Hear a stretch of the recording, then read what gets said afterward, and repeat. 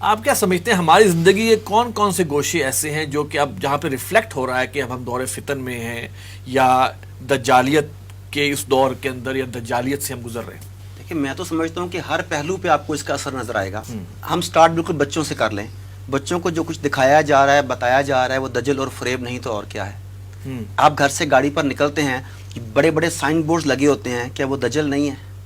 مطلب fast food لکھا ہوتا ہے کہ یہ صحت دیتی ہے, لکھا ہوتا ہے کہ کوک بہادر بناتی ہے, لکھا ہوتا ہے کہ یہ کریم رنگ گورا کرتی ہے. کیا یہ سب اسی کا حصہ نہیں ہے؟ اس کے بعد آپ کے ایمان اور نظریات کی آپ بات کر لیں. جس طریقے سے آپ کو مساجد سے دور کر دیا گیا, جس طرح سے آپ کی مساجد کے کہتے ہیں ایس او پیز وہ کون بنا رہا ہے اس وقت؟ WHO. WHO is owned by run by big brothers. Big brothers کون ہیں؟ وہ فری میسنری تنظیم کے 7 بڑے جو ہیں وہ بنا رہے ہیں. اب انہوں نے کیا کیا, انہوں نے آپ کے 1500 سال کے متفقہ عقائد کو ایک ہی ضرب میں پاش پاش کر دیا. کیا ہوا؟ میں سنتا تھا, آپ سنتے تھے, 1500 سال کا متفقہ عقیدہ ہے آب زمزم میں شفا ہے. 1500 سال کا متفقہ عقیدہ ہے حرم میں دعائیں قبول ہوتی ہیں. 1500 سال کا متفقہ عقیدہ ہے کہ کوئی بھی مسلک ہو کہ کندھے ملا کے صف کیسے بنائی جاتی ہے. ہر چیز متفقہ عقائد ہیں. یا مسجد ایمان کا مرکز ہے. مسجد ایمان کا مرکز ہے. اب یہ بتائیے کہ کیا انہوں نے اس کے اوپر 1500 سال کے عقیدے کے اوپر ایک ٹرم پلینڈیمک, جسے لوگ پینڈیمک کہتے ہیں, میں اسے پلینڈیمک کے نام سے سپیل کرتا ہوں, اس پلینڈیمک کے ذریعے انہوں نے 1500 سال کے عقائد کو پاش پاش کر دیا.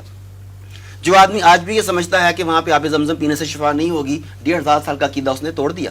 جس نے کہا کہ حرم میں جا کے دعائیں قبول نہیں ہوں گی, جس نے کہا کہ مسجد میں یوں نہیں ہوگا, یہ تمام عقائد انہوں نے باطل کر دیے کہ نہیں کر دیے. انہوں نے آپ کے نظریات پر کیسے قابو پایا؟ ان کے 3 بنیادی چیزیں دیکھ لیں. نمبر 1 نظام تعلیم. نظام تعلیم کے ذریعے, مغربی نظام تعلیم جو ہم پر نافذ کیا گیا, اس کے ذریعے انہوں نے آپ کو لادین بنا دیا, ملحد بنا دیا, آپ کو اسلام سے دور کر دیا. معیشت کا نظام انہوں نے آپ کو سود میں اور قرضوں میں یوں جکڑ دیا کہ خلافت عثمانیہ کے ٹوٹنے کی بڑی وجوہات میں سے ایک اس کا قرضوں میں جکڑا جانا تھا. تو آج دنیا کا کون سا ملک ہے جو قرضوں میں نہیں جکڑا گیا؟ آپ یہ دیکھ لیں. تیسری بڑی ذہن سازی کے لیے سب سے بڑا ٹول جو ہے ان کے پاس وہ ہے میڈیا. اب آپ جب دجال کی بات کرتے ہیں نا تو لوگ مذاق اڑاتے ہیں, ایسے ہی ہو رہا ہے نا, اچھا وہ کہتے ہیں یہ ہے نہیں, یہ نظریات کیسے تبدیل کیے گئے. اس کے بعد جو لوگ مانتے ہیں آگے ان کا دیکھیں کہ کیا سٹیپ ہے. وہ کہتے ہیں دیکھیں ہم دجال کی دی گئی سہولتوں سے فائدہ اٹھا رہے ہیں, اس پہ ایمان تو نہیں لا رہے. مطلب ہم تو اسے بیوقوف بنا رہے ہیں کہ ہم اس کے فائدے لے رہے ہیں, ایمان نہیں بیچ رہے. اس حد تک آپ کے نظریات چینج ہو گئے. تو یہ سارا کچھ بتا رہا ہے کہ ہم اس وقت کس طریقے سے اریسٹ ہو چکے ہیں.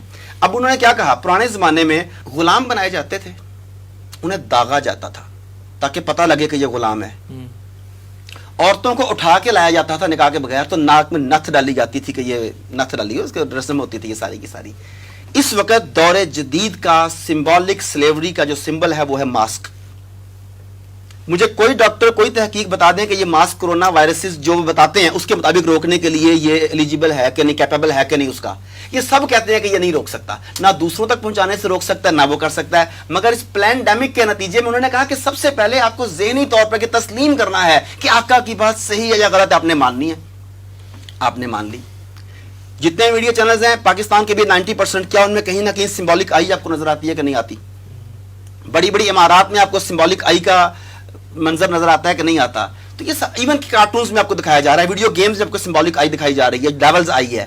تو یہ سب آپ کو ذہنی طور پر تیار کر رہے ہیں کہ کسی بھی وقت ایک آدمی آئے گا اور وہ یہ نہیں کہے گا کہ میں دجال ہوں, وہ خود کو مسیحا کہہ کے پیش کرے گا. اس کی ایک ایگزامپل بل گیٹس کو لے لیں. بل گیٹس کو پورٹریٹ کیا جاتا ہے ہمارے ممالک میں یہ مسیحا ہے, یہ مختلف بیماریوں کے لیے ہمیں مدد فراہم کرتا ہے, فلانا کرتا ہے فلانا کرتا ہے. مگر دوسری طرف جتنے بھی زیادہ اسٹیبلش کنٹریز ہیں وہاں پہ اس کے خلاف جنگی جرائم کا مقدمہ چلانے کی مہم زور پکڑ رہی ہے کہ بل اینڈ میلنڈا گیٹس فاؤنڈیشن یہ جنگی جرائم کے مرتکب ہیں. انہوں نے تنزانیہ میں بندے مارے, افریقہ میں بندے مارے, انڈیا میں 10 بچہ پولیو ویکسین کے بعد مارا گیا, یہ رپورٹ سامنے ہے. لیکن ہم جکڑے جا چکے ہیں. ہم وہ دیکھتے ہیں جو میڈیا دکھاتا ہے, ہم وہ سنتے ہیں جو میڈیا سناتا ہے. اور آپ نے آغاز میں کہا کہ ممبر و محراب نے اسے بند کر دیا. تو جب ہمارے پاس ایک ہی چیز رہ گی سننے کی, تو ایڈورٹیزمنٹ کا آرٹ ہے کہ جھوٹ اتنے تواتر سے بولو کہ وہ سچ لگنے لگے. یہ ہوا ہمارے ساتھ.